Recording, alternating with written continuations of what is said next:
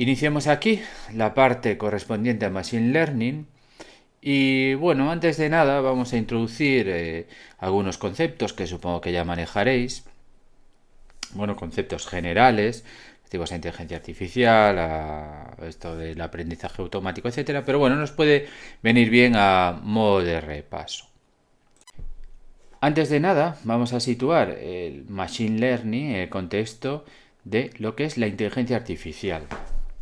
Bueno, si bien no es fácil dar una definición de qué es inteligencia artificial, ¿no? Y a lo largo de los años se han propuesto muchas, bueno, pues podemos decir que es un campo de la informática cuyo objetivo fundamental es la creación de sistemas que vamos a llamar inteligentes que sean capaces de realizar tareas que normalmente realiza un ser humano, ¿no? Es decir, que requieren de cierta inteligencia para poder realizarlas.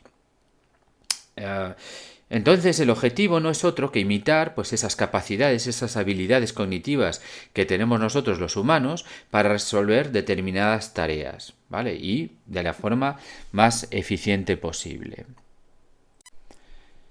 Al final se trata pues de desarrollar pues toda una serie de algoritmos y modelos que implementaremos en estos computadores y que, bueno, pues a partir de esos datos que obtengan del entorno, que puede ser pues a través del lenguaje natural, puede ser a través de imágenes o puede ser a través de otros tipos de fuentes de datos, sean capaces de extraer relaciones, sean capaces de alguna manera de razonar, ¿no? Y a partir de ahí tomar determinadas decisiones, hacer predicciones o lo que sea, ¿no? Que sea el objetivo final pues de la tarea que tenemos que resolver de esta manera, vamos a decir, inteligente. Así, la inteligencia artificial pues es un campo tremendamente amplio que incluye pues diversas técnicas, algoritmos, metodologías, etcétera, que nos permiten construir este tipo de soluciones inteligentes. Y el machine learning o aprendizaje automático, bueno, pues es un área dentro de la inteligencia artificial, ¿vale?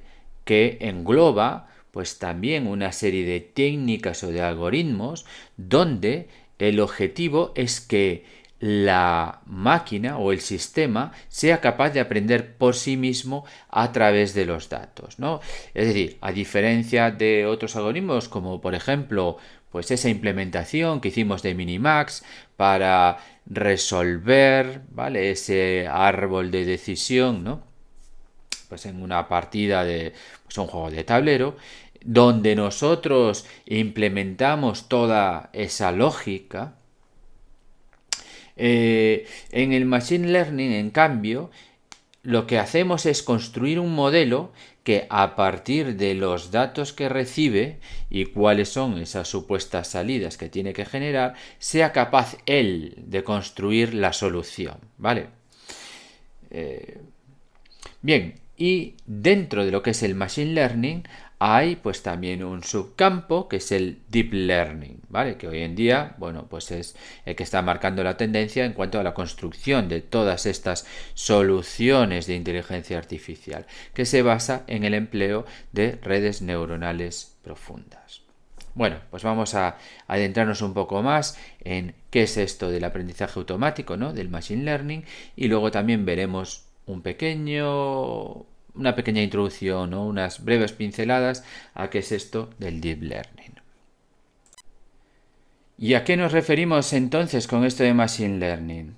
Bueno, pues el Machine Learning o aprendizaje automático, ya lo dice un poco el nombre, ¿no? Por un lado estamos hablando de aprendizaje, es decir, vamos a construir sistemas que sean capaces de aprender, y por otro lado, automático. Es decir, este aprendizaje se va a realizar de forma automática. En esencia, lo que va a haber es un proceso de entrenamiento, ¿vale? Que es un concepto fundamental en el Machine Learning. En el que, bueno, pues estas computadoras van a aprender a realizar una determinada tarea sin tenerlas que programar explícitamente como hacemos en programación tradicional.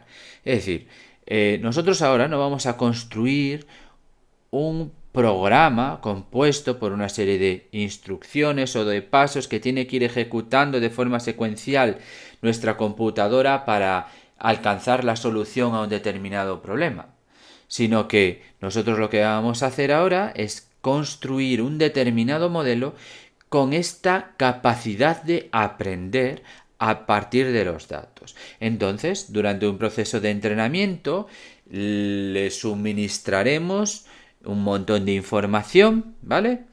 Un montón de datos y él será capaz, durante ese proceso, de extraer relaciones entre los datos, ¿no? De identificar patrones que lo lleven a generar determinadas soluciones, ¿no?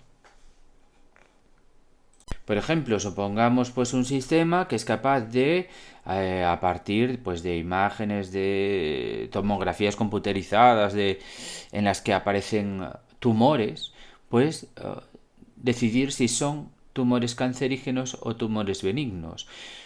Ese sistema probablemente se habrá entrenado con montones de imágenes, de ejemplos de ambos casos, ¿no? Tanto de tumores benignos como de tumores malignos. Y durante ese proceso de entrenamiento, pues él habrá sido capaz de identificar pues una serie de patrones, una serie de relaciones en los píxeles de esas imágenes que le llevan a asociar pues una determinada imagen con uno de estos dos tipos de tumores. Así, una vez que ya tenemos entrenado nuestro sistema, si le suministramos una nueva imagen que no ha visto nunca con uno de estos tumores, pues él, aplicando esos patrones que tiene identificados, pues nos indicará, ¿vale? Hará una predicción de si esa imagen se corresponde con un tumor benigno o con un tumor maligno. ¿Vale? Esa es un poco la idea de fondo, ¿no? Que hay en esto del aprendizaje automático.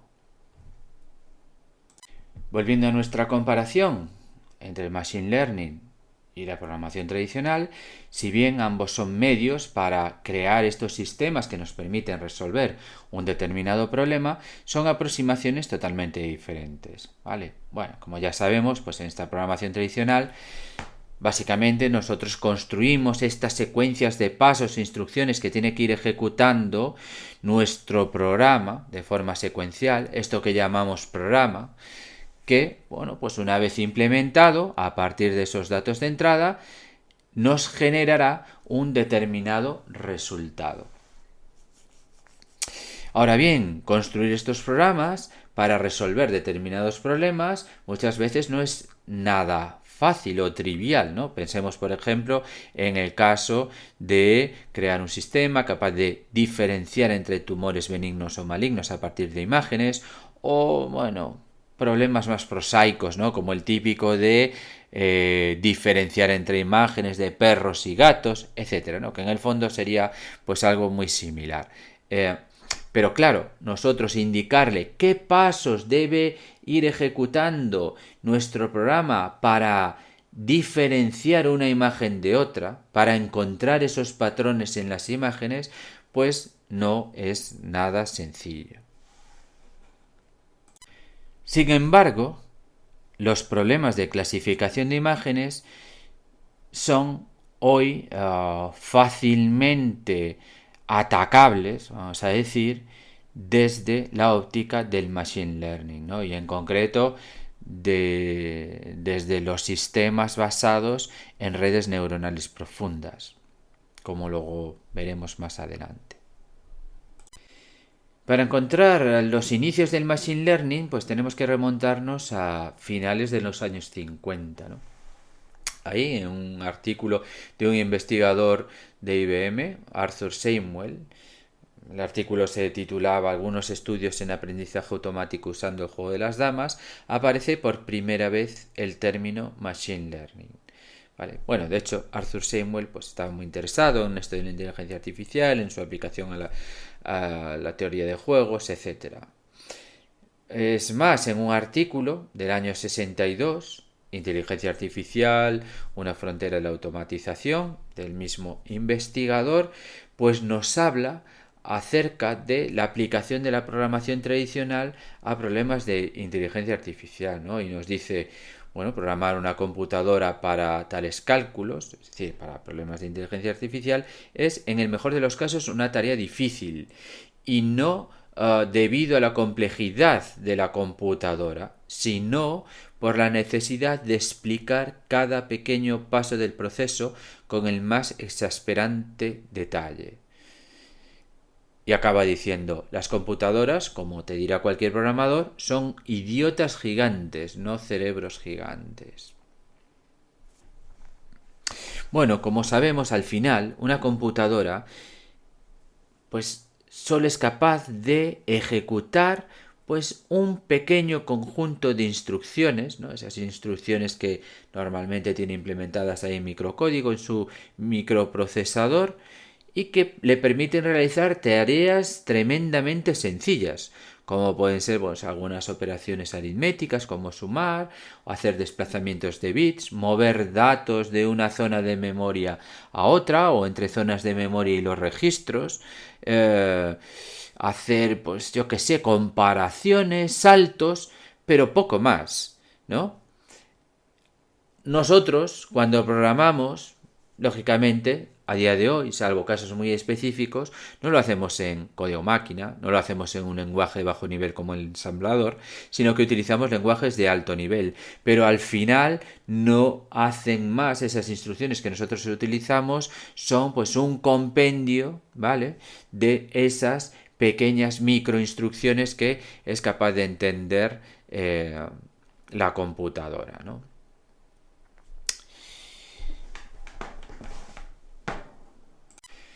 Entonces, lo que nos viene a decir Samuel es que esta forma de programar para crear sistemas inteligentes no es la más adecuada.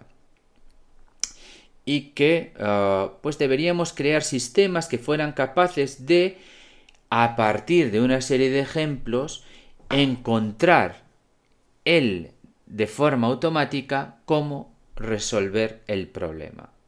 ¿Vale?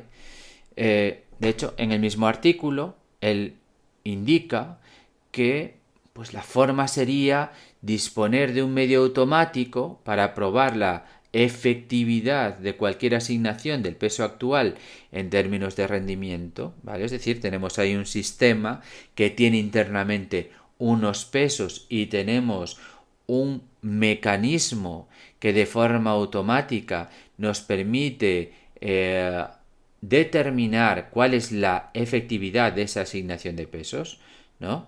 Es decir, en función de lo buenas o malas que sean las soluciones que nos devuelve el sistema.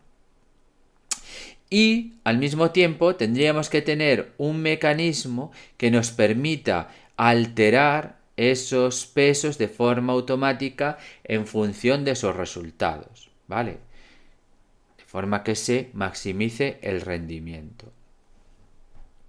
Bueno, pues esto en esencia lo que sería es una máquina capaz de aprender en base a su experiencia, es decir, en función de los resultados que va obteniendo es capaz de actualizar, de ajustar esos pesos internos, esos valores internos para ir maximizando el rendimiento en sus predicciones.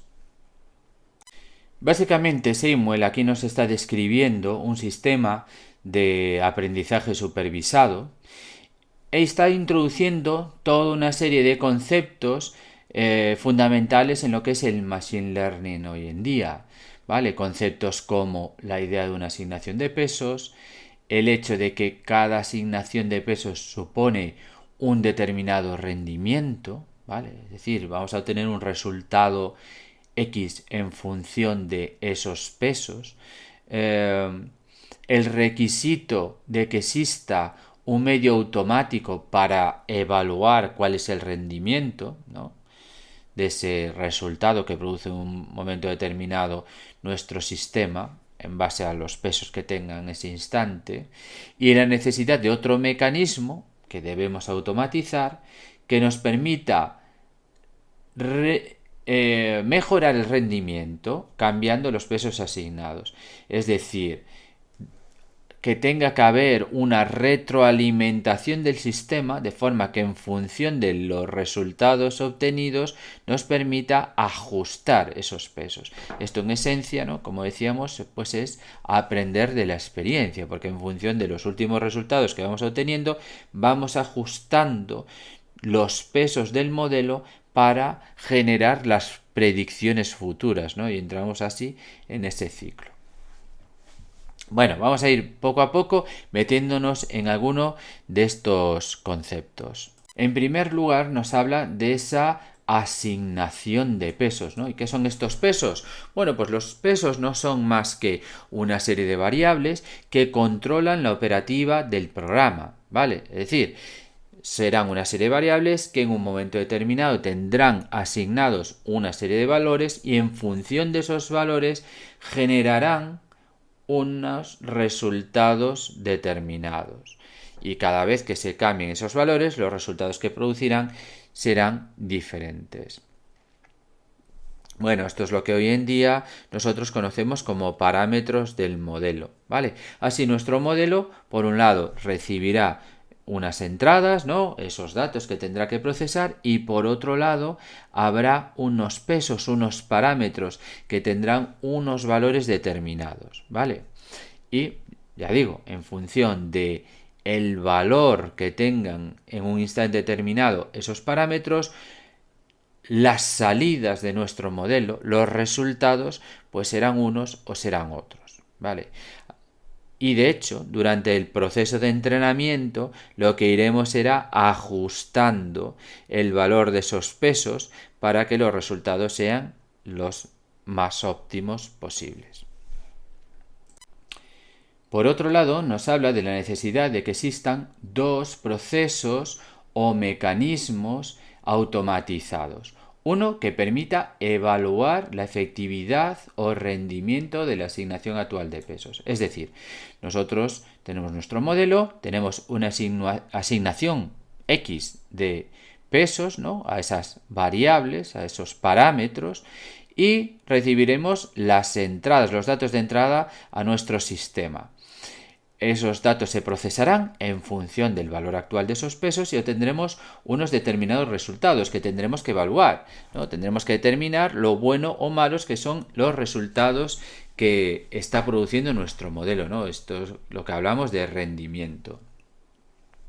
Y tiene que haber un segundo mecanismo, también automático, que en función de ese rendimiento obtenido nos permita ajustar los valores de los pesos, ¿vale?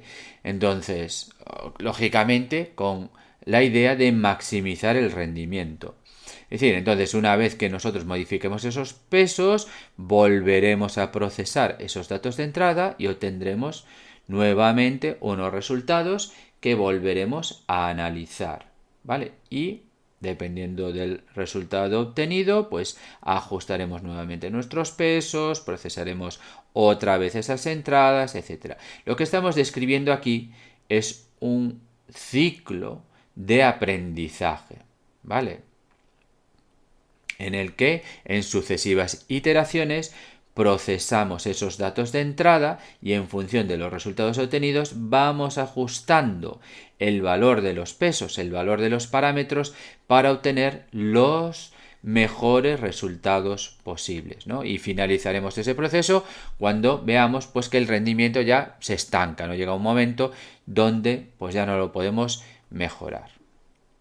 Una vez finalizado ese proceso de aprendizaje, normalmente porque llegamos a un punto en el que por más iteraciones que realicemos ya no mejoramos el rendimiento, bueno, pues esos pesos o el valor asignado a esos pesos pasa a formar parte del modelo y ya lo podemos utilizar para realizar lo que llamamos inferencia, es decir, realizar predicciones sobre datos de entrada nuevos, no vistos durante el entrenamiento, a partir de los cuales nuestro modelo, con esos parámetros entrenados, es capaz de producir resultados. Ahora bien, para poder crear estos modelos entrenables que podamos aplicar a la resolución de diferentes problemas, pues vamos a necesitar algún tipo de función que sea lo suficientemente flexible como para que simplemente variando los pesos, variando pues una serie de parámetros, nos permitan construir soluciones para distintos problemas. Bueno, pues dichas funciones existen y no son otras que las redes neuronales. Estas redes neuronales no son más que modelos computacionales que se basan en cómo funciona nuestro sistema nervioso, ¿no? Es decir, cómo se comunican nuestras neuronas. Entonces, al final no es más que un conjunto interconectado de unidades de procesamiento que llamamos nodos, de forma que cada una de estas neuronas artificiales, ¿no?, de forma similar a cómo funcionan pues estas neuronas biológicas que están interconectadas entre sí, pues de la misma manera nuestras neuronas artificiales recibirán una serie de entradas que serán la salida de otras unidades dentro de la red, sobre las que se aplicarán unos determinados pesos, ¿vale?, que son esto que llamábamos anteriormente parámetros. Aquí se realizará un cálculo, básicamente pues esa suma ponderada de esas entradas con esos pesos. Aplicaremos una función no lineal, ¿vale?, a la salida de la misma, ya veremos qué significa esto. Y lo que nos interesa ahora es que esta unidad, este nodo, va a generar una salida, ¿vale?, a partir de estas entradas que recibe. Entonces, a partir de estas unidades de procesamiento, que son, bueno, pues en esencia bastante simples, podemos construir estructuras mucho más complejas y que son capaces de aproximar funciones a su vez complejas, ¿vale? Que es un poco la idea que hay detrás de esa red neuronal. No es más que un aproximador. Es decir, va a recibir una serie de entradas, tiene que producir una serie de salidas y lo que hace es aproximar, ¿vale?, cuál es la función que nos relaciona esas entradas con esas salidas. Y eso lo hace durante un proceso de entrenamiento ajustando esos distintos parámetros que se van aplicando en cada una de esas conexiones, ¿no?, por decirlo de alguna manera. Como nos dicen aquí, pues una red neuronal pues será eso, un modelo computacional que estará compuesto por una serie de neuronas artificiales, ¿no?, estas unidades de procesamiento que estarán interconectadas entre sí para procesar pues esa información de entrada que va a recibir, generar una determinada salida y en un proceso iterativo ir ajustando los pesos asociados a cada una de esas conexiones. Aquí tendríamos lo que es el bucle de entrenamiento de nuestra red, ¿no?, que, bueno, pues es similar a lo que veíamos anteriormente, ¿no?, en esos modelos más primitivos, ¿vale?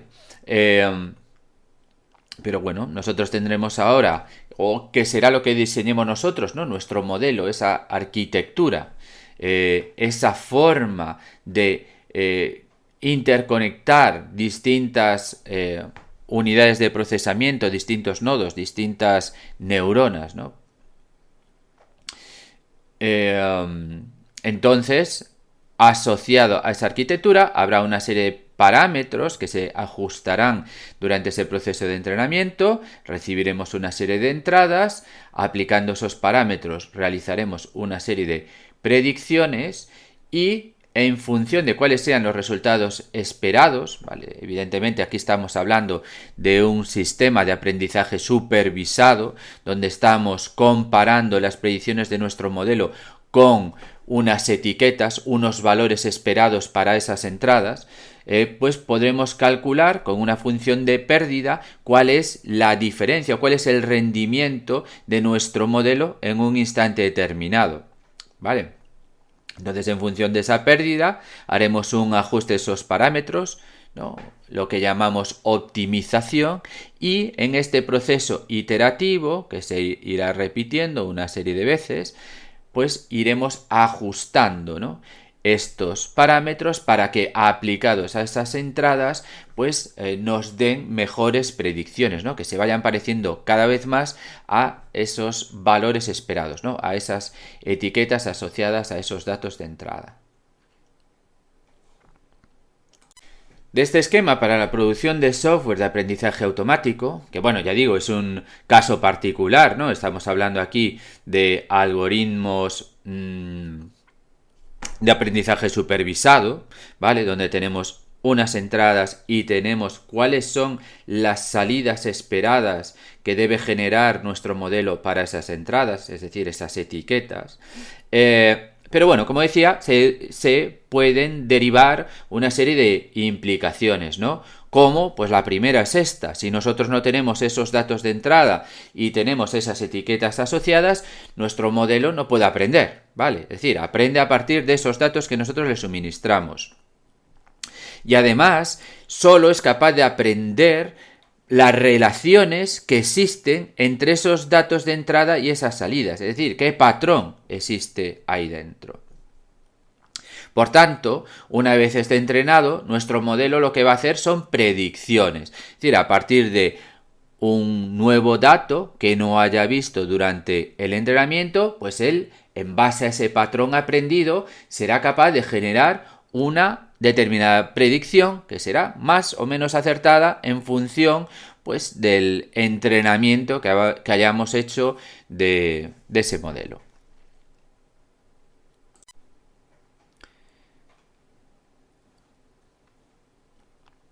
Bueno, cuando hablamos de Deep Learning, en realidad de lo único que estamos hablando es de la creación de redes de neuronas artificiales con múltiples capas.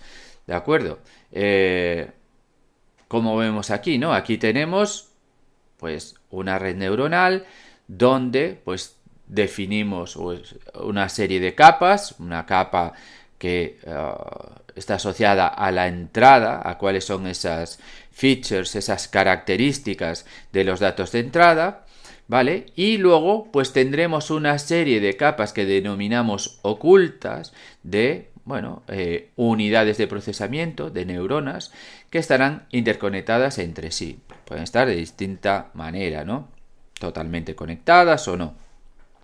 Y al final tendremos pues lógicamente una capa de salida, ¿vale? Donde pues se nos producirán los valores correspondientes a la entrada que hayamos suministrado en un momento determinado, ¿vale?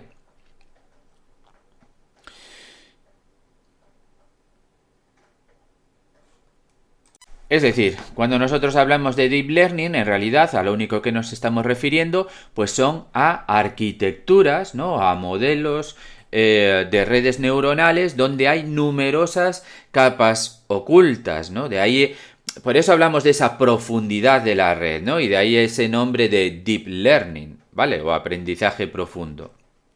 Pero no tiene más que ver con la dimensión que tienen estas redes. Y bueno, pues la gran ventaja que tienen es que nos permiten aprender patrones complejos, ¿de acuerdo? Buscar relaciones complejas entre esas entradas y esas salidas. Entonces, pues resumiendo, esto del Deep Learning no es más que una técnica de aprendizaje automático en las que vamos a utilizar redes neuronales artificiales, pues masivas, ¿de acuerdo? Grandes, con múltiples capas, que nos van a permitir aprender y extraer representaciones complejas de los datos. A modo de ejemplo, pues podemos ver cómo es la arquitectura de ALEXNet. Vale, esta fue una red que en su momento, en el año 2012, ganó pues una competición de clasificación de imágenes. Bueno, en realidad digamos que hay distintos concursos, ¿no? Varias disciplinas dentro del ImageNet. Pero bueno, fue un trabajo tremendamente influyente, ¿no? En el desarrollo de las redes neuronales, ¿no? Y en concreto en el área de la visión por computador, ¿vale? Empleando pues lo que veremos más adelante, las redes neuronales convolucionales y sobre todo por un hecho importante, y era el empleo de GPUs para acelerar el entrenamiento, ¿no? Es decir, al final estas grandes redes donde hay múltiples unidades de procesamiento se manejan montones de parámetros que hay que calcular, hay que ajustar, es decir, el número de operaciones matemáticas que hay que hacer son muy altas, ¿no? De hecho, en este caso, pues estamos hablando de una red de 8 capas y 61 millones de parámetros. Entonces, como todos estos cálculos, que al final son operaciones entre matrices, son altamente paralelizables, pues las GPUs, ¿vale? Estas tarjetas que estaban especialmente diseñadas para el procesamiento de gráficos, ¿de acuerdo? De hecho, lo que hacían era hacer operaciones a alta velocidad y paralelizables de vectores, ¿no? Para hacer, por ejemplo, pues determinadas operaciones de transformación de un vector en un espacio tridimensional, pues resulta que son tremendamente aplicables al campo del aprendizaje automático, precisamente por la propia naturaleza que tienen estas redes, ¿no?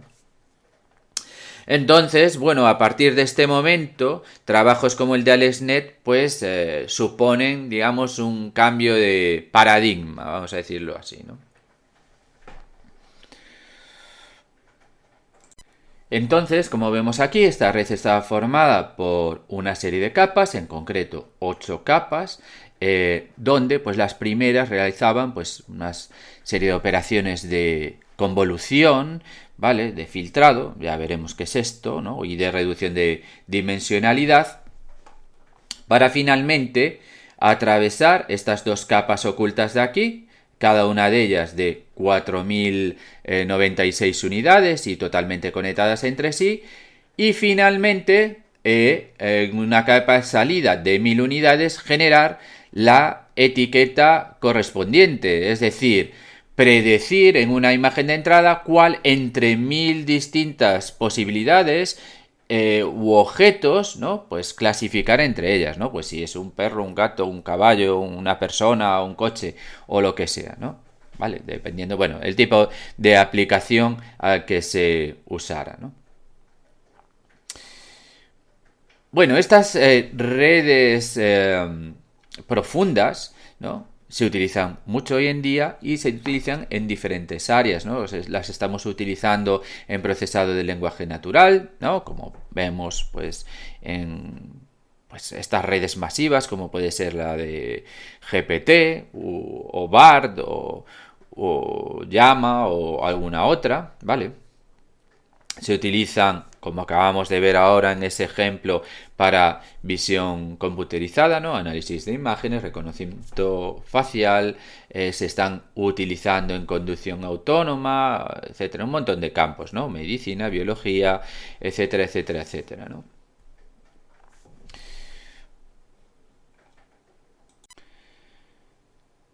Respecto a la clasificación de estos algoritmos de aprendizaje automático, en concreto de qué técnicas empleamos para que sean capaces de aprender, sabemos que se dividen en tres grandes grupos. Por un lado, tenemos lo que llamamos aprendizaje supervisado, que se caracteriza básicamente porque nosotros empleamos un dataset, un conjunto de datos que se divide por un lado en lo que son las entradas que le vamos a proporcionar al modelo y por otro lado cuáles son las salidas, es decir, esas etiquetas que debería generar nuestro modelo. ¿Vale? Al final el aprendizaje lo hace examinando un montón de ejemplos de entradas con sus correspondientes salidas, ¿no? Bueno, pues en la esperanza de que sea capaz de extraer cuál es la relación, cuál es el patrón que nos relaciona pues esas entradas con esas salidas, de forma que en el futuro, una vez finalizado ese proceso de entrenamiento, sea capaz de generalizar, es decir, para una entrada que no haya visto, sea capaz de producir la salida correcta. Este tipo de aprendizaje nos lo vamos a encontrar pues sobre todo en problemas de clasificación o de regresión, ¿vale? Es decir, problemas como puede ser clasificación de imágenes, reconocimiento de imágenes o, por ejemplo, identificación de fraude, en problemas de diagnosis, es decir, tanto a partir de imágenes como de datos tabulares, etcétera, donde nosotros, bueno, al final un requisito fundamental es tener pues un conjunto importante de datos que estén etiquetados, ¿no? Que esto, bueno, pues a día de hoy también es un gran problema porque los grandes modelos de deep learning emplean ingentes cantidades de datos en su entrenamiento y necesitamos que esos datos estén etiquetados, es decir, que para cada una de esas entradas exista la correspondiente salida, ¿vale? Y son, bueno, pues muchas veces algo que se hace de forma manual, ¿de acuerdo? Aunque, bueno, a veces pagando, ¿no? Es decir, contratando personal que, pues, por ejemplo, se ponga a etiquetar imágenes o muchas veces a través de aplicaciones web donde los propios usuarios etiquetan sus propias imágenes. Supongamos un sitio donde la gente sube fotos, ¿no? Como puede ser Flickr o cosas por el estilo, y donde, pues, ellos etiquetan sus propias fotos, pues indicando, oye, esto es una foto de no sé qué, o de un árbol, o de un tal, o de un cual, ¿vale? Pero bueno, en muchos casos necesitamos, ¿vale? Pues hacer este proceso de forma manual, o las empresas necesitan hacer esto de forma manual, ¿no? Aunque bueno, pues también se están desarrollando para determinadas aplicaciones sistemas de etiquetado automáticos. Y luego, bueno, pues podemos tener también problemas de regresión, como puede ser aplicados a pues predicciones meteorológicas, etcétera.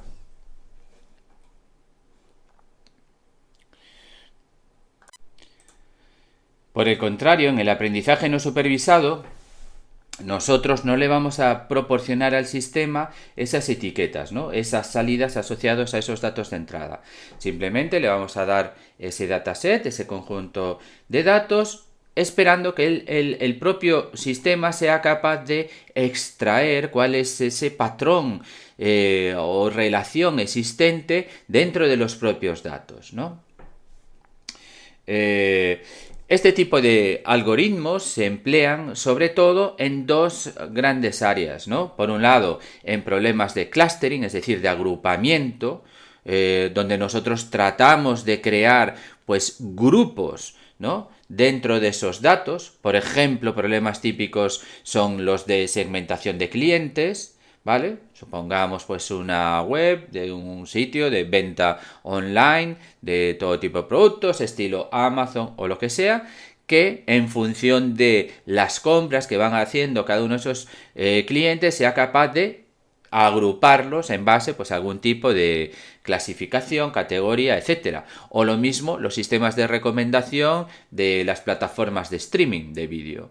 Y a partir, bueno, pues de las visualizaciones que van haciendo pues sus abonados y en función pues de determinada información adicional que puedan proporcionar, ¿no? Como cuando indican que les gusta una determinada película, etcétera, van creando pues listas de recomendación para esos clientes en función de sus afinidades, ¿no? Y esto lo va construyendo el sistema de forma automática, pues a partir de esos datos, ¿no? Que va recibiendo, que en este caso serán esas iteraciones del tipo que sean de los usuarios. Hay otro gran campo de aplicación de los sistemas no supervisados, que es el de la reducción de la dimensionalidad. ¿Y esto en qué consiste? Bueno, básicamente nosotros pensemos en un conjunto de datos donde vamos a tener un montón de atributos, ¿vale? Y de lo que tratamos es de reducir ese número de atributos, de alguna manera agruparlos, pero sin perder información, ¿de acuerdo? Que eso es lo importante. Entonces, ¿esto para qué nos vale? Bueno, pues pensamos que de esta manera, de alguna manera, estamos haciendo una compresión de los datos, lo cual en sí ya es importante porque nos va a facilitar tanto la velocidad de entrenamiento como la respuesta del sistema, etcétera, ¿no? O pensemos, por ejemplo, pues en una imagen y cada uno de sus píxeles, ¿vale? Podemos tratarlo como si fuera un atributo de la propia imagen. Entonces la idea es reducirla, ¿vale? En dimensionalidad, ¿no? Al final vamos a reducir sus dimensiones, su tamaño, pero tratando de no perder información. Es decir, la vamos a convertir en un vector, ¿vale? Que luego a partir de él podremos extraer la imagen original sin haber perdido información. O otro campo donde se utiliza mucho esta reducción de dimensionalidad es en la visualización.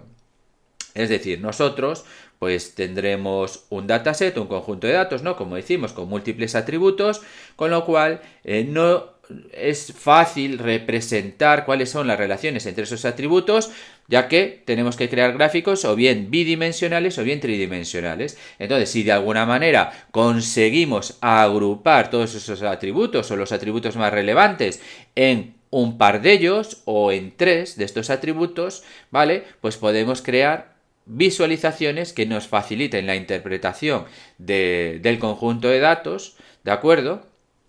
Pues de una manera pues fidedigna.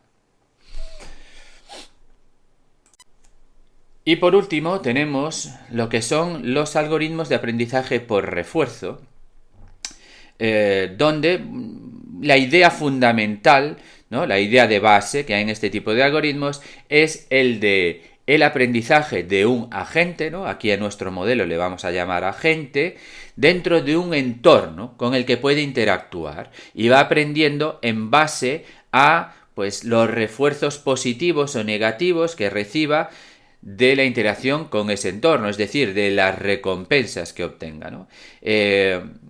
Para hacer un símil, esta es la forma en la que, por ejemplo, pues aprende un bebé cuando pues empieza a gatear o empieza a andar, etcétera, ¿no? Cómo va aprendiendo el equilibrio o cómo aprende un niño pequeño pues a base de premios o castigos, etcétera, ¿no? Es decir, realiza acciones y en función de esas acciones le van a llevar a una determinada recompensa en el futuro, que puede ser positiva o negativa, y a partir de ahí él va extrayendo una política, vamos a decir, de comportamiento, ¿no? Es decir, qué acciones debo ejecutar para, al final, mi objetivo es maximizar esa recompensa final, ¿no? Esto es lo que tratan de hacer estos modelos, ¿no? Que, bueno, pues ya vemos que no tienen mucho que ver con esas otras técnicas de aprendizaje supervisado o no supervisado. El aprendizaje por refuerzo, bueno, aunque es un área que yo creo que pues en el futuro pues tendrá bastante repercusión, seguramente a día de hoy no está tan maduro como pues lo que puede ser pues el aprendizaje supervisado aplicado al reconocimiento de imágenes, ¿no? Salvo, bueno, pues en determinados campos, en determinadas áreas puntuales, que tiene así una aplicación más directa, como puede ser a lo mejor la inteligencia artificial aplicada a los juegos o a la inteligencia artificial aplicada a la robótica, ¿no? Donde vemos ahí pues esta relación, digamos, casi natural de la forma de aprender en aprendizaje por refuerzo a cómo podrían ser las interacciones de un robot móvil con su entorno. De todas formas, en muchos problemas actuales se utilizan combinaciones de estas técnicas, es decir, en sistemas como ChatGPT, aunque pues lógicamente la base principal de aprendizaje se basa en estas técnicas de aprendizaje supervisado, pues en el proceso final se añade un aprendizaje por refuerzo, ¿vale?, gestionado por humanos, donde pues ahí un poco controlamos o modelamos cuáles son las mejores respuestas o la mejor forma de responder del sistema, ¿no? ¿Vale? Dándole puntuaciones por parte de humanos a las respuestas que nos genera el sistema pues para diferentes interacciones, ¿no?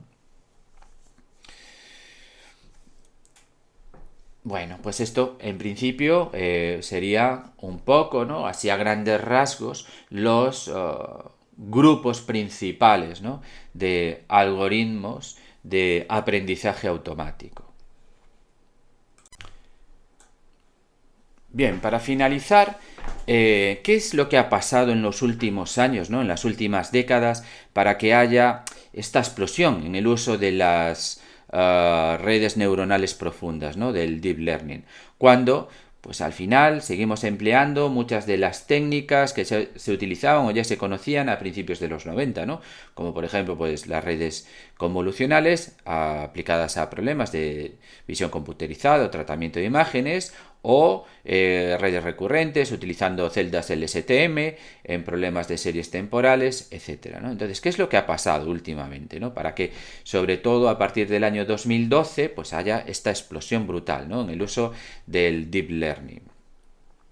Bueno, en general, todos estos avances en el uso de las redes neuronales profundas tienen que ver con los avances a su vez en tres campos, ¿no? Como son el hardware, en la generación de conjuntos de datos, ¿no? Cada vez más grandes, y avances que se han producido también en el diseño de los algoritmos o de las técnicas que empleamos para la construcción y la manipulación de estos modelos, ¿no? Bueno, vamos a hablar un poquito de cada una de estas áreas, ¿no? Y qué cambios pues se han producido ahí que han influenciado, ¿no? Pues el uso de estas redes neuronales profundas. En el caso del hardware, el cambio fundamental, pues lógicamente tiene que ver con el incremento de la capacidad de procesamiento de los equipos. Es decir, pues una CPU de un equipo estándar, de sobremesa, por ejemplo, a día de hoy, pues tiene una capacidad de procesamiento pues unas 5.000 veces mayor que un equipo de principios de los 90. ¿Esto qué supone? Bueno, pues que a día de hoy nosotros, pues en un portátil, podemos ejecutar pequeños modelos de Deep Learning, ¿no? Podemos entrenarlos, podemos hacer inferencia con ellos. Algo que, bueno, pues en los 90 era impensable. De todas formas, los grandes modelos de Deep Learning que empleamos, pues, por ejemplo, en temas de visión por computador o en sistemas de procesado de lenguaje natural, pues necesitan una potencia de cálculo infinitamente mayor que la que nos da un portátil. Bien, entonces aquí se produce otro cambio fundamental y que va a afectar también al desarrollo del Deep Learning. Con el desarrollo del ordenador personal, simultáneamente se desarrolló o apareció una nueva industria, que es la relacionada con los videojuegos, ¿de acuerdo? Entonces, ahí paralelamente empezaron a aparecer empresas como en su momento 3DFX, que empiezan a desarrollar chips específicos para acelerar aplicaciones 3D, ¿no? Acelerar aplicaciones que hacen uso intensivo de los gráficos y de la manipulación de los mismos. Esta empresa, por ejemplo, fue comprada en su momento por Nvidia. O el caso de ATI y sus tarjetas Radeon, que finalmente también fue comprada por AMD, ¿no? Entonces se produce ahí, digamos, una guerra comercial entre dos grandes empresas del sector tecnológico, como son Nvidia y como son AMD, tratando de desarrollar el hardware más potente, ¿vale? Aplicado sobre todo a la renderización de pues escenas complejas en 3 dimensiones fotorrealistas para poder ser visualizadas en tiempo real, ¿no? En videojuegos. Bueno, al final nosotros estas escenas lo único que estamos haciendo es manipular grandes conjuntos de vectores que representan pues esos diferentes elementos en la escena y hacer operaciones sobre ellos, como pueden ser traslaciones, rotaciones, etcétera, ¿no? Entonces al final este hardware, que es pues altamente paralelizable, ¿no? Y tremendamente rápido en la ejecución de estas instrucciones, ¿vale? Aplicadas, bueno, pues a la operativa con vectores, resulta que tiene aplicación directa sobre el entrenamiento y la ejecución de redes neuronales, porque al final lo que hacemos básicamente son operaciones matriciales, de forma muy similar a lo que se hace en la visualización 3D, ¿no? Quizás con más dimensiones, pero digamos que la operativa, la matemática que hay detrás es exactamente la misma. Entonces, en el año 2007, Nvidia lanza CUDA, ¿vale? Que básicamente es un framework compuesto por librerías, por compiladores, etcétera, para poder programar directamente sus GPUs. Entonces, a partir de ese momento, hay gente que se dedica a hacer implementaciones en CUDA de redes neuronales, ¿no? En concreto, pues en el año 2011, ¿no? Ahí empiezan a aparecer estas implementaciones y esto supone un cambio brutal, ¿no? bueno, pues en la aplicación de las redes neuronales, ¿no? O el uso generalizado de estas redes neuronales. Por ejemplo, para ilustrar un poco el impacto, ¿no?, de estas GPUs en el desarrollo del Deep Learning, pues podemos pensar que pues una tarjeta, digamos, de segmento medio-bajo, ¿no?, como la RTX 4060 de Nvidia, que la podemos comprar a día de hoy por unos 300 euros, más o menos, pues es capaz de realizar 17 teraflops, es decir, 17 billones de operaciones en punto flotante por segundo. Bueno, este número a lo mejor no nos dice mucho, pero es unas 600 veces más rápido que el primer supercomputador que se instaló en Galicia, que fue en el año 1993. De hecho, se construyó todo un centro para albergarlo, ¿no?, que es el CESGA, ¿no?, el Centro de Supercomputación de Galicia, que está aquí en Santiago, en el campus universitario, donde se instaló pues un equipo de procesamiento vectorial, que era un Fujitsu VP 2400 y que en su momento era el más rápido de España, ¿vale? Incluso, pues dentro del índice Top 500, que es un ranking con los supercomputadores más potentes conocidos, vamos a decir, a día de hoy, porque bueno, vete a saber lo que tiene la NSA o algunas otras agencias por ahí. Pero bueno, estaba en el puesto 146 y pues eso, vemos como una única tarjeta que puede tener cualquiera en el ordenador de su casa es 600 veces más potente, ¿no?, digamos, en procesado bruto, ¿vale?, que este supercomputador, ¿no?, que se instaló en ese momento.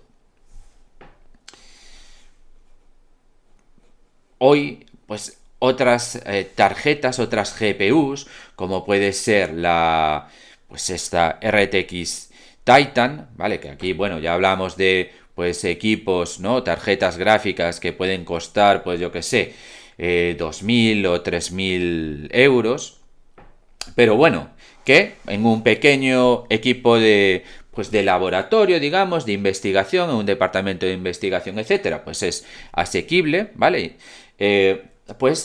Nos permitirían ya ejecutar, ¿no?, o entrenar modelos como los que ganaban las competiciones en el año 2012 o 2013. Lógicamente, las grandes compañías, pues tipo Google, tipo Meta, etcétera, pues emplean clústeres de cientos de GPUs, ¿no?, que tiene pues una capacidad de procesamiento impresionante, ¿no? De hecho, Google va un poco más allá y inicia un proyecto en el año 2016, un proyecto para crear chips especializados o directamente diseñados para redes neuronales, ¿no?, que son las TPUs, ¿no?, los Tensor Processing Units. Vale, la generación actual, que es la tercera de TPUs, ya es capaz de alcanzar 420 teraflops, ¿no?, de potencia de cálculo. Y una característica de estas TPUs es que son muy escalables, ¿no? Es decir, podemos crear fácilmente clústeres que operen con estas TPUs, ¿no?, de forma simultánea. Entonces, bueno, pues se ensamblan en lo que se denominan pods, ¿vale?, que pueden tener hasta 1024 TPUs y donde ya se alcanzan capacidades de procesamiento, bueno, pues descomunales, ¿no?, rondan por ejemplo, los 100 petaflops.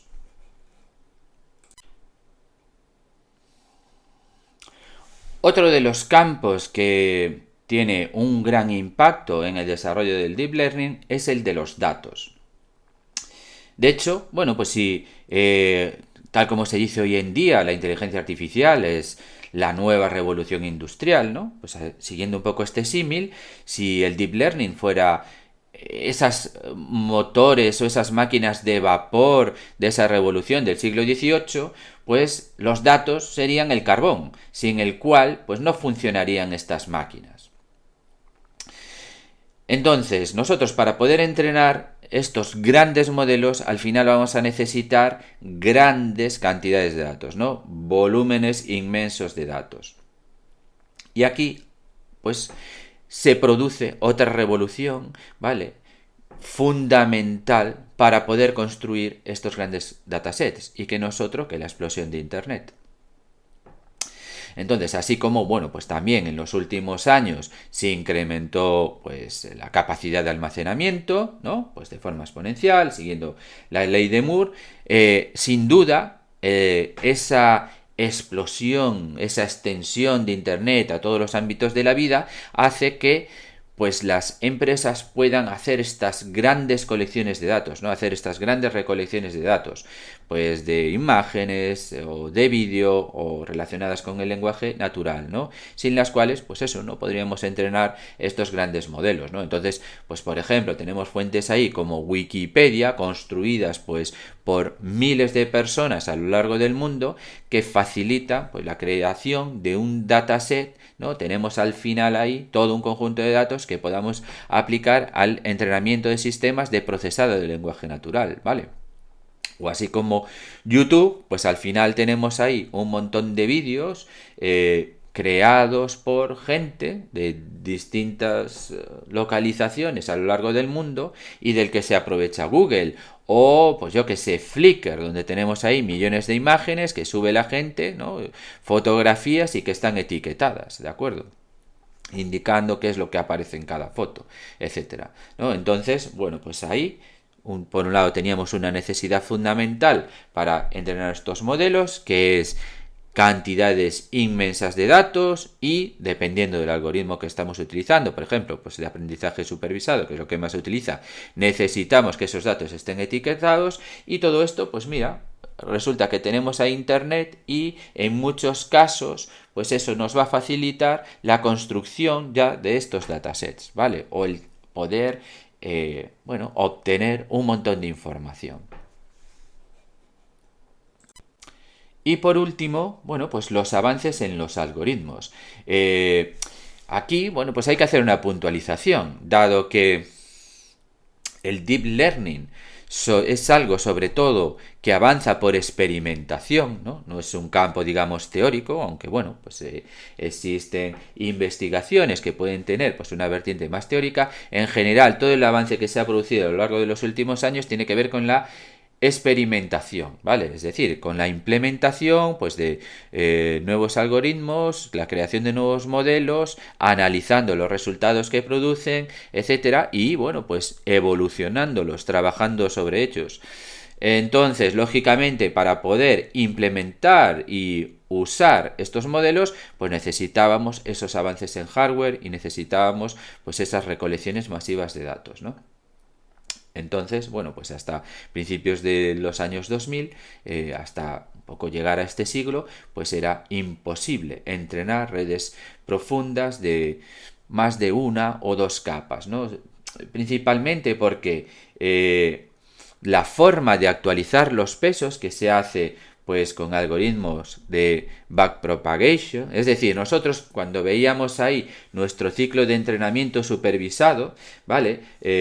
Al final de ese proceso de donde hacemos las predicciones a partir de los datos, esa inferencia, y calculamos el error, cuál es la pérdida, comparando con las salidas que debería generar, lo que vamos a tratar de hacer es ese error llevarlo hacia atrás por la red, de forma que cada uno de los distintos pesos de las distintas neuronas, digamos, que tenemos en nuestra red, se vayan actualizando en función de cuál es la contribución de ese peso al resultado final, ¿de acuerdo? Entonces, si su contribución es mucha, pues tendrá que variarse mucho, y si es poca, pues lógicamente la variación de ese peso será menor. Pero bueno, vamos haciendo todo ese proceso hacia atrás, que es lo que conocemos como algoritmos de backpropagation.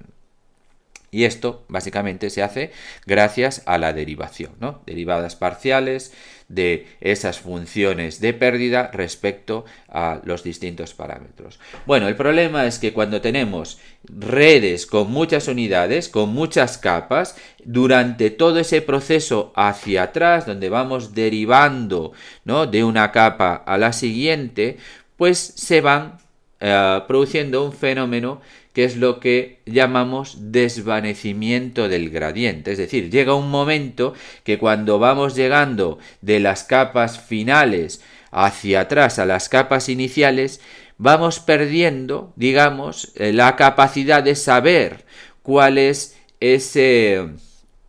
esa contribución de ese parámetro, ¿no? Vamos perdiendo ese gradiente que vamos llevando por la red hacia atrás y pues al final no podemos actualizar los parámetros de las primeras capas, ¿vale? Entonces por eso solo podíamos trabajar con redes pues superficiales, ¿no? Que se llaman, ¿vale? De una o dos capas.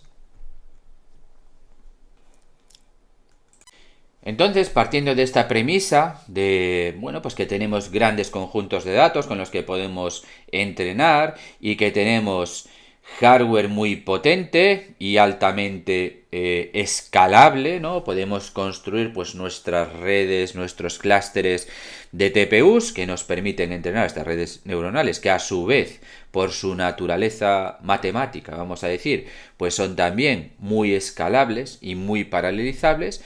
Bueno, pues van apareciendo nuevas funciones de activación, es decir, se van probando nuevas técnicas, por ejemplo, en la inicialización de esos parámetros de las neuronas o nuevas técnicas de optimización, ¿vale? Como puede ser pues el algoritmo Adam, que al final, pues gracias a esta experimentación que ya podemos hacer, a día de hoy nos permite construir modelos gigantescos de pues millones de parámetros, ¿no? Con los que pues construimos pues sistemas basados en transformers, como puede ser GPT para procesar el lenguaje natural o BERT de Google, o pues en el campo de la visión por computador pues podemos implementar nuevas arquitecturas pues como ResNet o cosas por el estilo, ¿no? Que bueno, pues evidentemente antes pues no se podía hacer.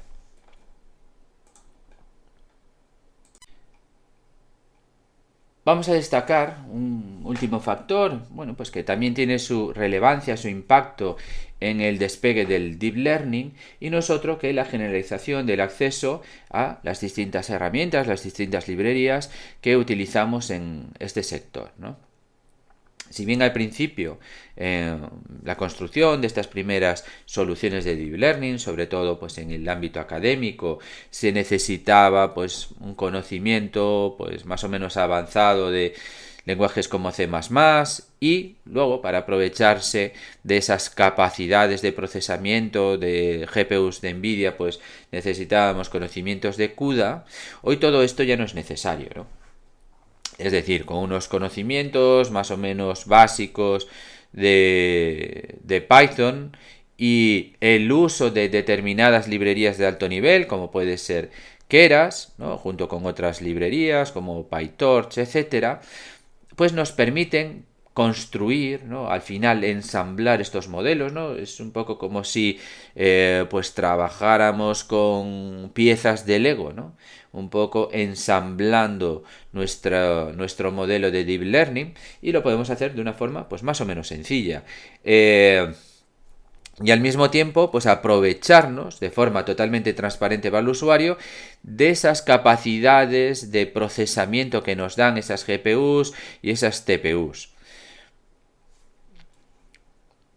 Además, algo que favoreció mucho el desarrollo del Deep Learning en los últimos años es la propia naturaleza abierta de todas estas investigaciones y todos estos desarrollos. Es decir, desde un principio, pues estos diferentes trabajos de investigación en los que iban apareciendo nuevos modelos, nuevas arquitecturas, nuevas técnicas, algoritmos, etcétera, pues los grupos de investigación los iban publicando de forma que otros grupos de investigación tuvieran acceso a estos nuevos desarrollos, pudieran implementar sus propias versiones o la versión descrita para un poco validar los resultados indicados.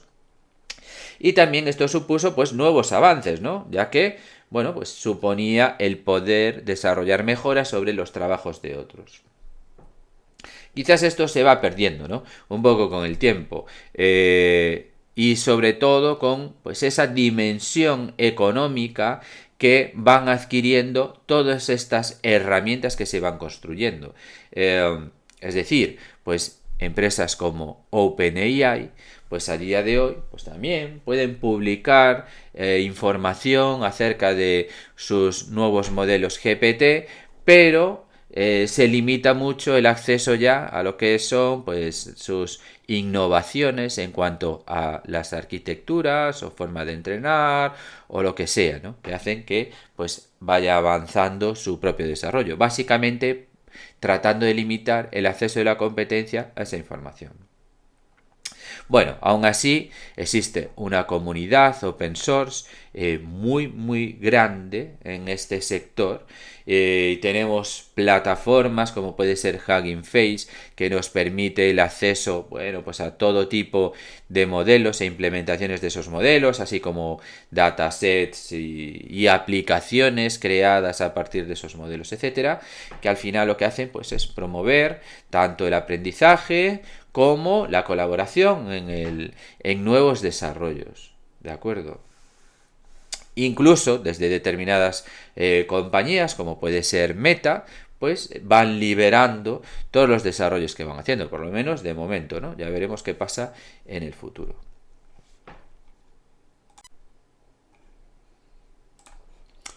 Bueno, pues vamos a dar aquí por finalizada esta introducción, ¿no?, a lo que es el aprendizaje automático, ¿no?, el machine learning y pues estas redes neuronales profundas, ¿no?, que empleamos pues para la construcción de soluciones basadas en aprendizaje automático.